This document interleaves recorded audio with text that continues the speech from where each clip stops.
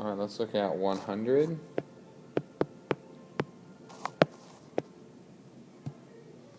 Let's find a rule for a linear function such that g of 1 equals 3.5 and g of 4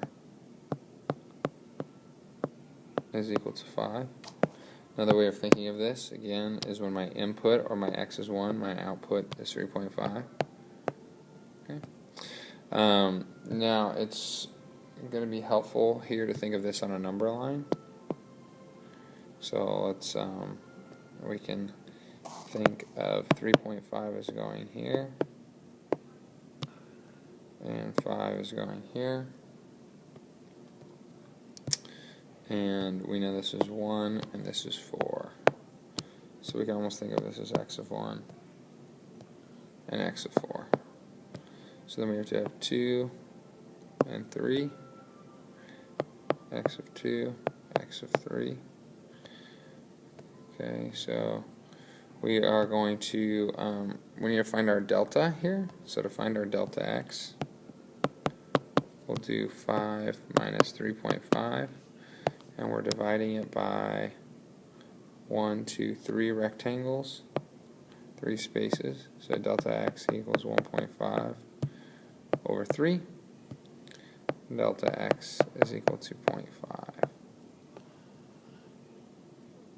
Okay.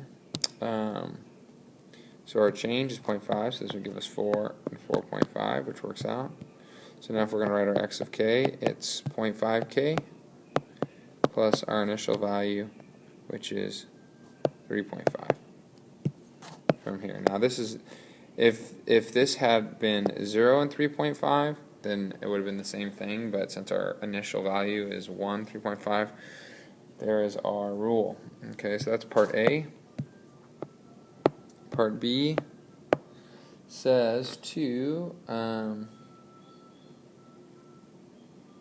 I guess that was part A. Use a rule from above to express this in sigma notation. So we have the rule, it's 0.5k plus 3.5.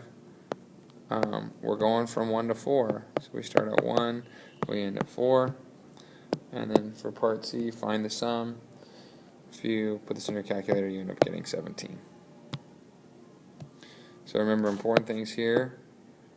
Write out your number line. Construct your rule, your rate of change plus your initial value. So there's your 0.5. And your initial value is 3.5.